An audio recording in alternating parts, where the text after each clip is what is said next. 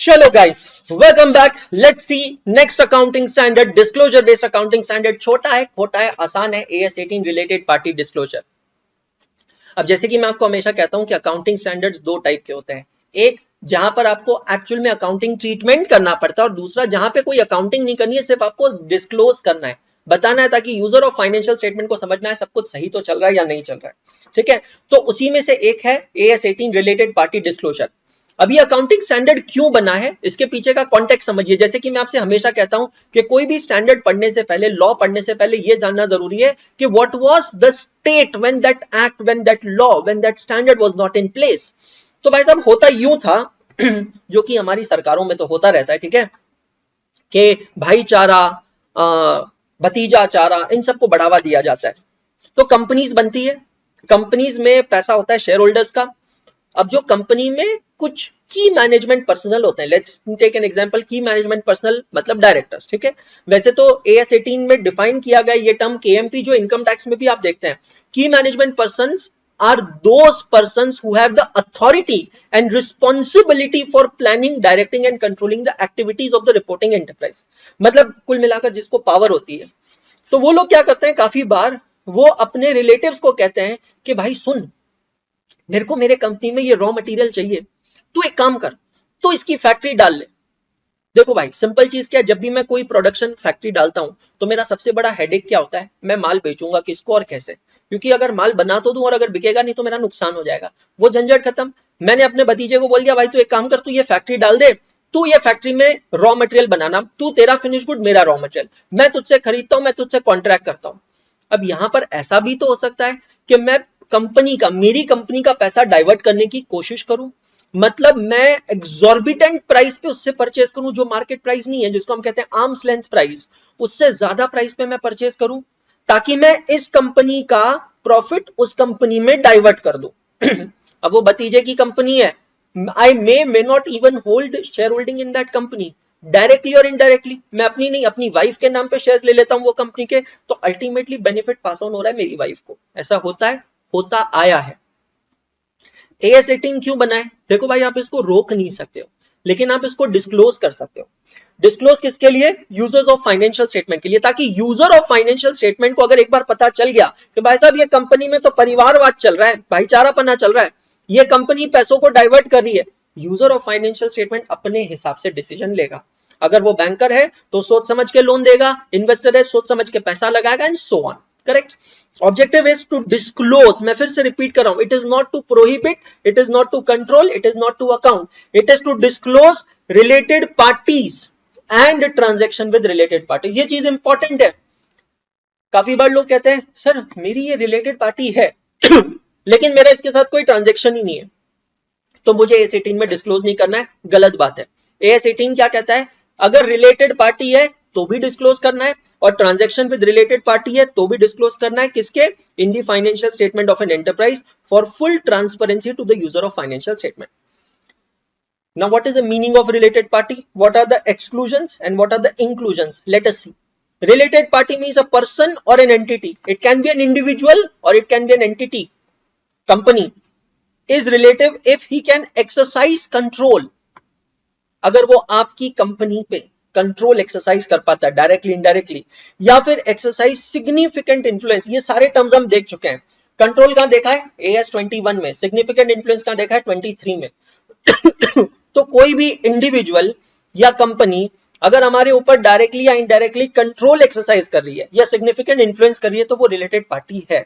जैसे कि group companies, holding company related है, सब्सिडरी रिलेटेड है, फेलो सब्सिडरी कंपनी वो भी रिलेटेड है। मतलब मेरी एक सब्सिडरी कंपनी है, उसकी एक सब्सिडरी कंपनी है, तो उसको क्या कहेंगे, इनडायरेक्ट सब्सिडरी कंपनी, वो भी मेरी रिलेटिव है। Associates, AS23, more than 20%, less than 50% share holding है, एसोसिएट है। जॉइंट वेंचर, कोई शेयर होल्डिंग नहीं है पर सिग्निफिकेंट इन्फ्लुएंस है क्योंकि साथ में काम करते हैं। इंडिविजुअल विद कंट्रोल और इन्फ्लुएंस विद देयर रिलेटिव्स, कोई एक इंडिविजुअल है जिसका मेरी कंपनी के ऊपर कंट्रोल है, इन्फ्लुएंस है। यार आईसीआईसीआई बैंक का केस लीजिए, आईसीआईसीआई बैंक के फाउंडर थी, एमडी थी चंदा कोचर जी। चंदा कोचर जी अब आईसीआईसीआई बैंक के फाउंडर नहीं है, एमडी नहीं है, उनको हटा दिया गया है। क्यों हटा दिया गया? बिकॉज एक फ्रॉड डिटेक्ट हुआ है। तो भाई साहब फ्रॉड ये डिटेक्ट हुआ कि चंदा कोचर जी ने वीडियोकॉन कंपनी के धूत फैमिली को अच्छा खासा लोन दिया, surpassing all the banking norms, और फिर वो पैसा नहीं आया और ये सारी चीजें हुई। अब पता किया ऐसा हुआ तो हुआ कैसे भाई, ये क्यों हुआ? तो वहां का नेक्सस ऐसे निकला कि भाई चंदा कोचर जी के जो हस्बैंड है उनका कोई रिलेशनशिप है मिस्टर धूत के साथ, जो वीडियोकॉन कंपनी के मालिक है, और वहां पे वो इन्फ्लुएंस कर कर, अब आप समझ रहे हो, हस्बैंड के दोस्त, अब वो दोस्त की कंपनी वीडियोकॉन, जिनको लोन चाहिए था अप्लाई किया आईसीआईसीआई बैंक में। आईसीआईसीआई बैंक के एमडी कौन है? चंदा कोचर जी। ओ हो। तो अगर कोई भी इंडिविजुअल है जिसका सिग्निफिकेंट इन्फ्लुएंस है, कंट्रोल है, और उनके रिलेटिव्स हैं, तो वो भी यहां पर डिस्क्लोजर में आने चाहिए। की मैनेजमेंट पर्सनल, केएमपी की डेफिनेशन एएस 18 में दी है, आप चाहिए तो बाद में लिख लेना, अभी सुन लीजिए। Key management personnel are those persons who have the authority and responsibility of planning, directing and controlling the activities. Planning भी करते हैं, डायरेक्शंस भी देते हैं और कंट्रोल भी करते हैं एक्टिविटी। तो कुल मिलाकर बोर्ड ऑफ डायरेक्टर्स और उनके relatives. Enterprises influenced by persons in 3 and 4 above। अब यहां पे इन दोनों पॉइंट्स में तो हम बात कर रहे हैं इंडिविजुअल की, जैसे इंडिविजुअल विद कंट्रोल और इन्फ्लुएंस, और यहां पे की मैनेजमेंट पर्सनल। ये दोनों एज एन इंडिविजुअल, या अगर ये किसी और कंपनी में, एंटरप्राइज मतलब किसी और कंपनी में शेयर होल्डिंग होल्ड करते हैं, तो उस कंपनी के थ्रू भी अगर ये हमारे ऊपर कंट्रोल एक्सरसाइज कर रहे हैं ना, तो भी ये रिलेटेड पार्टीज में आएगा। कुछ एग्जम्पशंस दिए गए हैं AS 18 के अंदर, कि अगर किसी कंपनी में जस्ट एक कॉमन डायरेक्टर है, इसका मतलब वो रिलेटेड पार्टी नहीं है। Just having a common director. अब आपने पढ़ा है कंपनी एक्ट के अंदर लिखा है कि एक पर्सन जो है वो मैक्सिमम इतनी इतनी कंपनी में डायरेक्टर्स हो सकते हैं, तो एक पर्सन तो मल्टीपल कंपनीज में डायरेक्टर होंगे, तो क्या हर वो कंपनी जिसमें वो डायरेक्टर है वो रिलेटेड पार्टी होगी? आंसर है नहीं। दूसरा, आपका कोई कॉमन बड़ा कस्टमर है, सप्लायर है, तो क्या वो रिलेटेड पार्टी होगी? नहीं। Bank, trade union, public utilities, governments, ये रिलेटेड पार्टीज नहीं है। तो पहली बात, रिलेटेड पार्टीज कौन है? जिसका एक्सरसाइज करते हैं कंट्रोल और सिग्निफिकेंट इन्फ्लुएंस। कैसे करते हैं? इन 5 पॉइंट्स को रखना है ध्यान। नाउ डिस्क्लोजर क्या है? AS 18 कहता है भाई देखो, कुछ लोगों को एग्जम्पशंस दिए गए हैं, आपको कोई डिस्क्लोजर नहीं करना है। जैसे कि यार एग्जांपल ले लो, नेशनल सिक्योरिटी का इशू है, एक कंपनी है Hindustan aeronautics limited, Bharat dynamics limited, ये वो कंपनीज है जो भारत सरकार के लिए आर्म्स और एम्यूनिशंस बनाती। अब इनके कोई ट्रांजैक्शंस किसी के साथ अगर होते हैं, तो यार वो AS 18 में डिस्क्लोज नहीं किए जाएंगे। AS 18 क्या कहता है? अगर किसी भी तरीके की स्टैट्यूटरी कॉन्फिडेंशियलिटी मेंटेन करनी है, मत डिस्क्लोज करो। कोई भी लॉ को, कोई भी अकाउंटिंग स्टैंडर्ड सुपरसीड नहीं कर सकता है। इंट्रा ग्रुप ट्रांजैक्शंस को डिस्क्लोज करने की जरूरत नहीं है, क्योंकि वो क्लियरली दिखता है, होल्डिंग सब्सिडियरी रिलेशनशिप एस्टैब्लिश होता है, कंसोलिडेशन हम लोग करते हैं। Transaction with other government owned agencies disclose करने की जरूरत नहीं है। अब जैसे कि मैंने कहा, ये अकाउंटिंग स्टैंडर्ड सिर्फ ये नहीं कहता है कि रिलेटेड पार्टी ट्रांजैक्शंस को डिस्क्लोज करना है, नहीं। अकाउंटिंग स्टैंडर्ड का टाइटल क्या है? Related party disclosure. तो रिलेटेड पार्टी डिस्क्लोजर का मतलब क्या है? एक, अगर सिर्फ रिलेटेड पार्टी है और उसके साथ कोई ट्रांजैक्शन नहीं है तो भी डिस्क्लोज करना है, और दो, अगर ट्रांजैक्शन है तो भी डिस्क्लोज करना है। तो क्या डिस्क्लोज करना है? नाम, name of the related party, और उसके साथ आपका रिलेशनशिप क्या है, आपकी रिश्तों की गहराई क्या है, वो आपको डिफाइन करना पड़ेगा। दूसरा, अगर उसके साथ ट्रांजैक्शन हुए तो नाम और रिश्ता तो डिस्क्लोज करना ही है, उसके अलावा क्या ट्रांजैक्शन हुआ है। भाई आपने उसको एडवांस दिया है, आपने उससे लोन लिया है, गुड्स खरीदा है, बेचा है, एसेट दिया है, लिया है, क्या हुआ है, उसकी अमाउंट और वैल्यू क्या है, आउटस्टैंडिंग बैलेंस क्या है as on the reporting date, provision for bad debts किया है क्या, any amount is written back और रिटर्न ऑफ, ये भी आपको यहां पर डिस्क्लोज करना है। मतलब कुल मिलाकर ये पूरा अकाउंटिंग स्टैंडर्ड क्या है? 2 things, to disclose related parties and number 2 transactions with related parties. चलिए फटाक से इस पे क्वेश्चंस देखते हैं, पढ़ते हैं, समझते हैं। बहुत आसान अकाउंटिंग स्टैंडर्ड है, ट्रिपल ए बुक का वॉल्यूम नंबर 2, पेज नंबर आ जाइए 8.60। वंडरफुल कंपाइलेशन, सारे PYQs, RTPs, MTP, ICI module, सारे क्वेश्चन एक जगह पे, ठीक है। तो हम लोग यहां पर देख रहे हैं नवंबर 2018 का पीवाईक्यू, जब क्वेश्चन नंबर 1 अकाउंटिंग स्टैंडर्ड पे आता था और उसके अंदर थ्योरी क्वेश्चंस भी आते थे। लेकिन May 24 ऑनवर्ड जब से पेपर पैटर्न चेंज हुआ है और 30 मार्क्स के एमसीक्यूज इंट्रोड्यूस किए गए, तो what I have observed is पिछले 4-5 पेपर में इंस्टीट्यूट ने थ्योरी क्वेश्चन एज सच पूछा नहीं है, लेकिन हाँ एमसीक्यू आ सकता है। Now following transactions are disclose on 31 March 2018। ध्यान से पढ़ना, समझना, आगे बढ़ना। Now number 1, mister Sumit, a relative of managing director, received remuneration of 2,10,000 for his service in the company for the period from 1st April 2017 to 30th June 2018। अब Sumit relative है किसका? Managing director. Sumit का डायरेक्टली कंपनी से कोई relation नहीं है, लेकिन Sumit managing director का रिलेटिव है।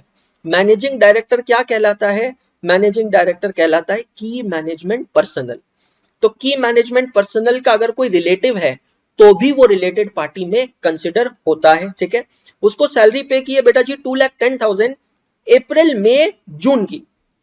He left the service on 1st of July. Should the relative be identified as related party on the closing, that is 31st March 2018 for the purpose of AS18? अब ये चीज बहुत important है। Sumit managing director के relative है। सुमित को 2,10,000 रुपए salary पे की गई है कितने महीनों की? 3 महीनों की, अप्रैल मई जून। लेकिन फाइनेंशियल ईयर एंड हो रहा है 31 मार्च 2018 को। 31 मार्च 18 को सुमित कंपनी से एसोसिएटेड नहीं है ना, मतलब the relationship does not exist as on the year ending date. ये है bottom line of the question. Question ये है, should we still disclose as per AS18? According to AS18 related party disclosures, parties are considered to be relative if at any time during the reporting period one party has ability to control the other party or exercise significant influence। इसको highlight कर लो मित्रों, क्या चीज बोली है मैंने, ये देखो।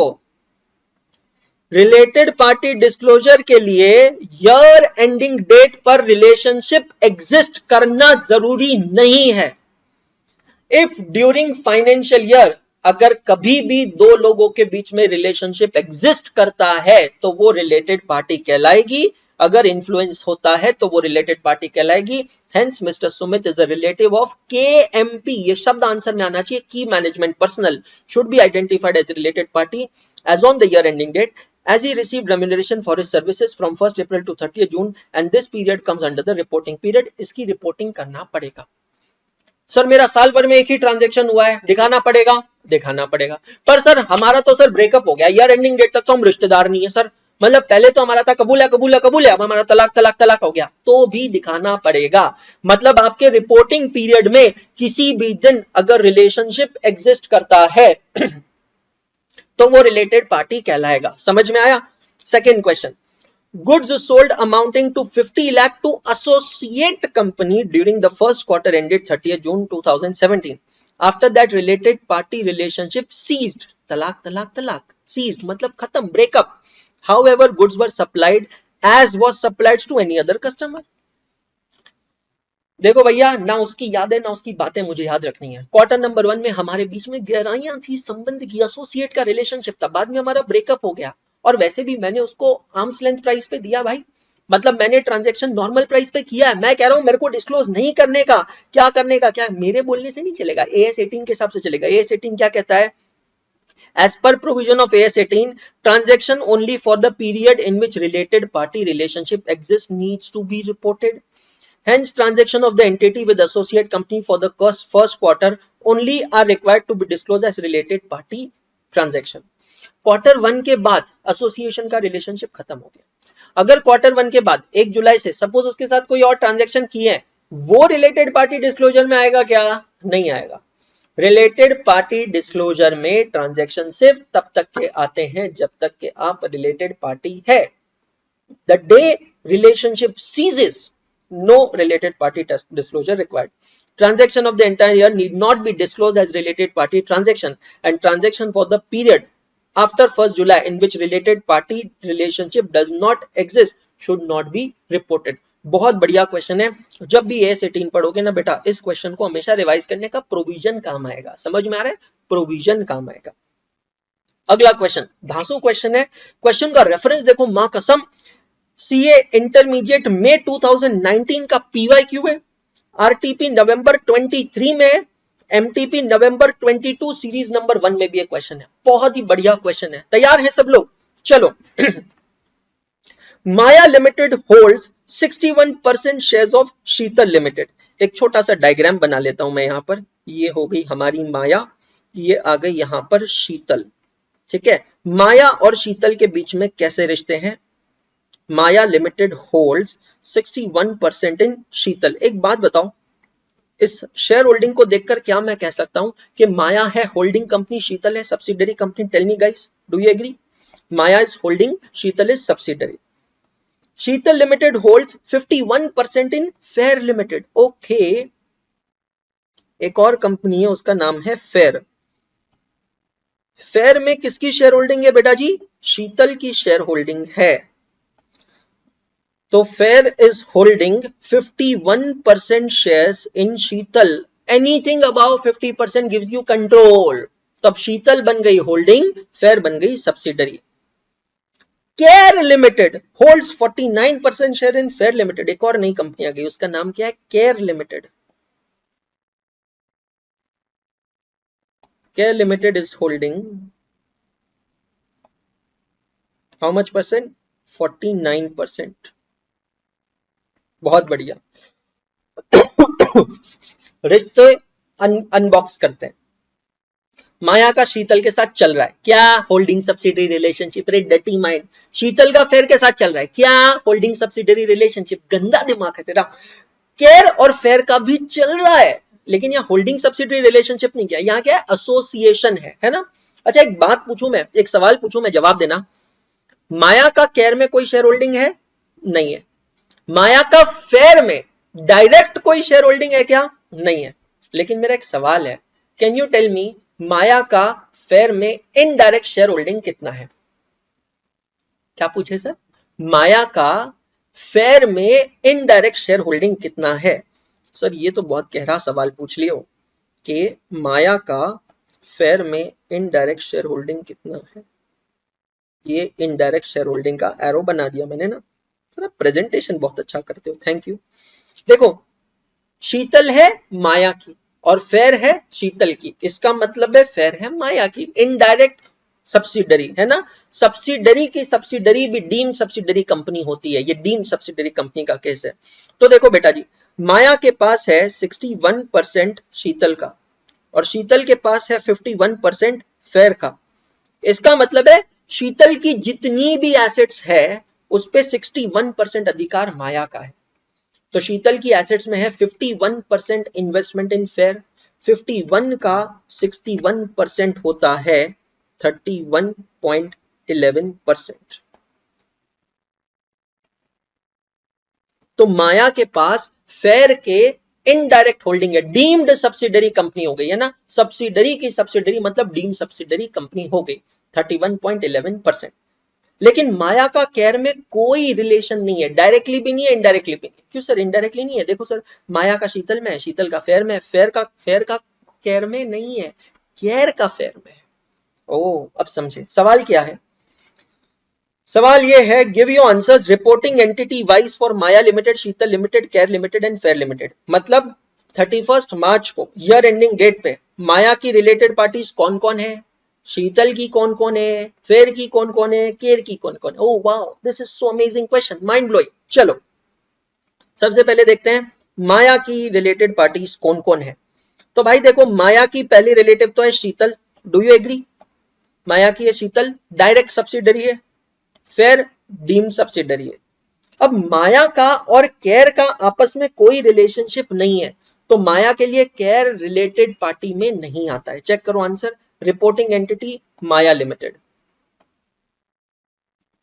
तो माया लिमिटेड के लिए दो ही लोग रिलेटिव है, शीतल भी है और फेयर भी है। शीतल है सब्सिडरी, फेयर क्या है? Deemed subsidiary. क्लियर हो गया बेटा जी? अब आते हैं अगले पे। अगली पार्टी लेता हूं मैं शीतल, ठीक है। रिपोर्टिंग एंटिटी ऑफ शीतल, अब आप आइडेंटिफाई करो। शीतल के लिए माया रिलेटेड है क्योंकि होल्डिंग कंपनी है। शीतल के लिए फेयर लिमिटेड रिलेटिव है क्योंकि वो सब्सिडरी कंपनी है।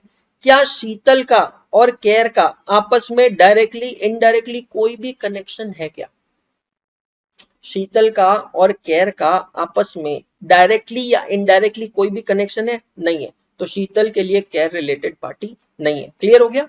तो शीतल के लिए भी दो ही रिलेटिव्स डिस्क्लोज होंगे, माया लिमिटेड और fair limited. Maya because holding, fair because subsidiary. Very good. Third, fair limited के लिए देखो क्या होगा सर। फेयर लिमिटेड के लिए देखो sir, sir sir sir sir sir fair के लिए सबसे पहले शीतल, क्योंकि शीतल क्या है? होल्डिंग। फिर फेयर के लिए माया भी होगा सर। क्यों माया? क्यों माया? काय को? क्योंकि वो होल्डिंग की होल्डिंग है, मतलब पप्पा के पप्पा, दद्दा। पहले पप्पा, ए पप्पा के पप्पा मतलब दद्दा। हाँ, फेयर के लिए केयर भी लिमिटेड है, केयर भी रिलेटेड है। क्यों है सर? क्योंकि care is an associate company, association का रिलेशनशिप है ना। कौन कौन है रिलेटेड पार्टी में? 5 डेफिनेशन देखा हमने। तो क्योंकि ये एसोसिएट है तो ये भी रिलेटिव है। देखो माया, शीतल, केयर। वाह सर, बहुत आसान बना दिया सर ये स्टैंडर्ड, जबरदस्त, थैंक यू सो मच, जय महाराष्ट्र। उसके बाद केयर के लिए रिलेटिव कौन कौन है भाई, आप आइडेंटिफाई करने का, मैं नहीं बोलूंगा, मैं नहीं बोलूंगा, मैं गप्प बसूंगा, चुप बैठूंगा। केयर के लिए रिलेटिव कौन कौन है? केयर के लिए सर फेयर रिलेटिव है क्योंकि एसोसिएशन है, लेकिन सर केयर का माया से कुछ लेना देना नहीं, केयर का शीतल से और कुछ लेना देना नहीं। फुल्ली कमिटेड बोले तो ऐसी कमिटेड, बोले तो ऐसी कमिटमेंट के एक बार मैंने कमिटमेंट कर दी तो अपने आप की और बाप की दोनों की नहीं सुनता भाई। चेक कर लो, खत्म हो गया क्वेश्चन। क्या बात कर रहे हो सर, ये पीवाई क्यू है? हाँ, मजाक में नहीं लेने का, गम्मत नहीं करायचं बघा। Mister Subhash Kumar is managing director of A limited and also hold 72% capital of B limited. अब ये दूसरा केस है, ये दूसरा केस है। दूसरा केस कैसे करने का? एक कंपनी है ए लिमिटेड, दूसरी कंपनी है B limited. Mister Subhash is MD of A limited, Subhash MD is also holding 72% capital of B limited. मां कसम, सुभाष के पास बी लिमिटेड के 72% कैपिटल है। क्या होगा? पहली बात, मैनेजिंग डायरेक्टर कौन सी डेफिनेशन में आता? आंसर में क्या मांगता है मेरे को? KMP, key management personal.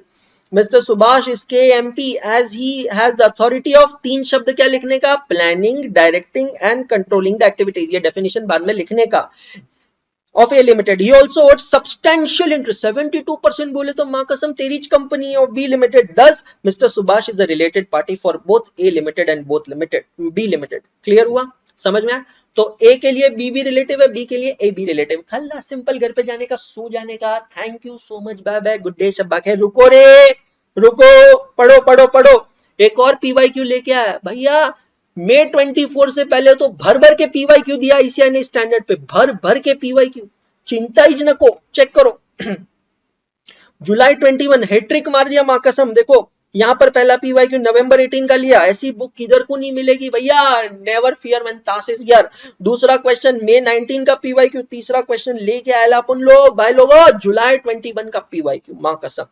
Khushi Limited enter into an agreement with Happy for running a business for a fixed amount payable to the latter every year. The contract states that the day-to-day management of the business will be handled by Mr. Happy, while all financials and operating policy decisions are taken by board of directors of a company. Mr. Happy does not own any voting power in Khushi Limited. You are required to suggest how the above transaction will be treated at the closing, that is 31st March 21 for the purpose of AS18. अब समझना, खुशी limited entering into agreement with mister happy. Happy is an individual. Question को समझना, जहां पर भी जरूरत पड़े एग्जाम में डायग्राम बना लेना, उससे कोई मार्क्स डिडक्ट नहीं होते। खुशी लिमिटेड ये कंपनी है, मिस्टर हैप्पी इंडिविजुअल है, ठीक है। इन दोनों के बीच में एग्रीमेंट होता है, कंपनी इंडिविजुअल। एग्रीमेंट किस चीज का होता है? For running the business for a fixed amount payable to the latter every year. क्या मैं इसके लिए, रनिंग अ बिजनेस के लिए एक वर्ड यूज कर दूं? ऑपरेशंस। तो मिस्टर हैप्पी को क्या बोला है कि Happy will look after day to day management of the business. Day to day management. सवाल यह है कि क्या मिस्टर हैप्पी खुशी लिमिटेड का रिलेटेड पार्टी है क्या? The correct answer is no. क्यों सर, क्यों नहीं है? अभी देखो, ये 5 रिलेटेड पार्टी होती है। क्या हैप्पी कोई ग्रुप कंपनी है? नहीं। क्या हैप्पी एसोसिएट या जॉइंट वेंचर है? नहीं। हैप्पी तो इंडिविजुअल है, तो या तो वो 3 नंबर में आएगा या 4 नंबर में आएगा। 3 नंबर में क्या है, इंडिविजुअल विद कंट्रोल और इन्फ्लुएंस। की मैनेजमेंट पर्सनल, भाई लोगों हैप्पी की मैनेजमेंट पर्सनल तो नहीं है। क्यों नहीं है सर? की मैनेजमेंट पर्सनल में मैंने क्या बोला, 3 डेफिनेशन, 3 पॉइंट्स याद रखने का, प्लानिंग, डायरेक्टिंग एंड कंट्रोलिंग। यहीं पे लिख दूं क्या, की मैनेजमेंट पर्सनल में ये 3 पॉइंट ध्यान में रखने का, प्लानिंग, डायरेक्टिंग, कंट्रोलिंग। हैप्पी ना ही प्लानिंग कर रहा है, हैप्पी ना ही डायरेक्टिंग कर रहा है, हैप्पी ना ही कंट्रोल कर रहा है। हैप्पी तो सिर्फ एक तरीके से एम्प्लॉई है, उसको कहा है कि भाई डे टू डे जो काम है वो तेरे को संभालने का है, तो हैप्पी केएमपी तो नहीं है यहाँ पर, ठीक है।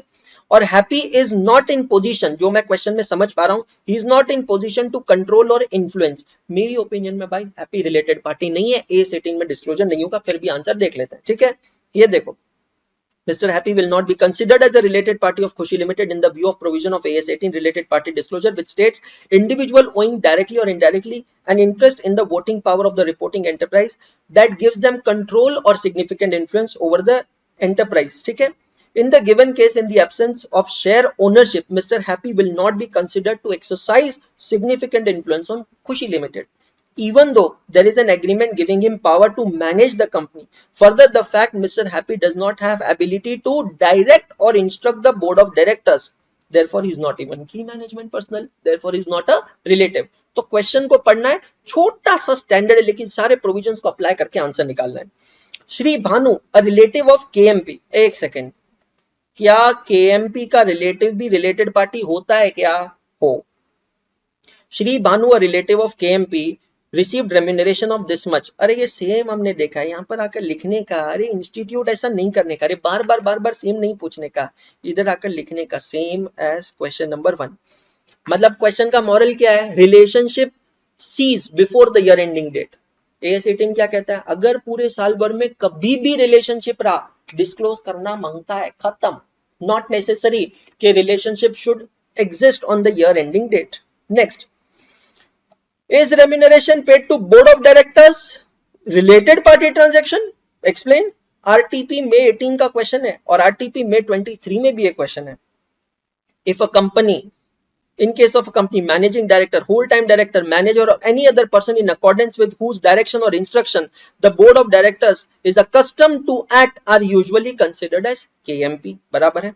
Person who does not have significant authority, responsibility or planning, directing and controlling, ये 3 शब्द फिट कर लेना दिमाग में, क्या? PDC, post dated चेक नहीं रहे, planning, directing, controlling, may be considered as KMP if they plan, direct and control. Further, as per section 276 of Companies Act, a related party includes director or his relative.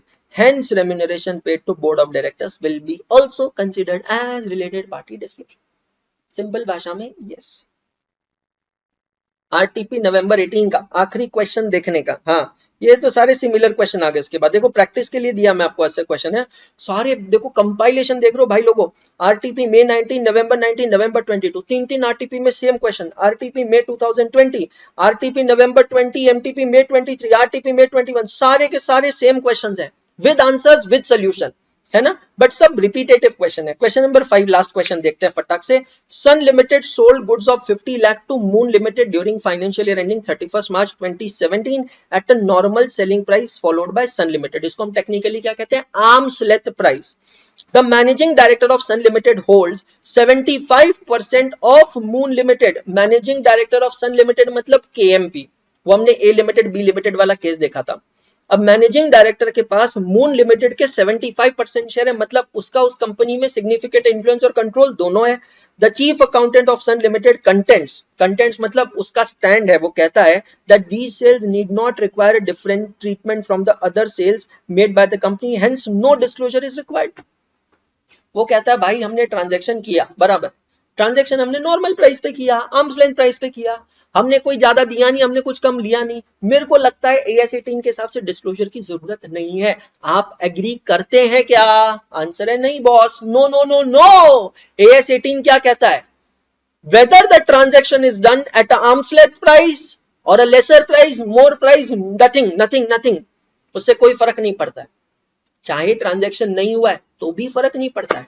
AS18 simple सी चीज कहता है, चाहे transaction ना हो या transaction हो, अगर related party है डिस्क्लोज करने का, खत्म, खल्लास। तो ए लिमिटेड का एक एमडी है, जो ए लिमिटेड का केएमपी है, उसके पास 75% शेयर्स है बी के, भाई मतलब उसका बी लिमिटेड पे भी कंट्रोल है, मतलब ए और B is related party, disclose करना पड़ेगा। तो लास्ट लाइन पता है इसकी क्या आनी चाहिए? देखो क्वेश्चन जिस लैंग्वेज में पूछा, आंसर उस लैंग्वेज में आना चाहिए। The contention of the accountant of A limited is wrong, not according to AS 18. The disclosure is required to be paid. Check all of you. So भाइयों बहनों देवियों सज्जनों, उम्मीद करता हूं कि यह अकाउंटिंग स्टैंडर्ड भी आपको अच्छा लगा होगा। अगर अच्छा लगा है तो please keep following and please keep commenting.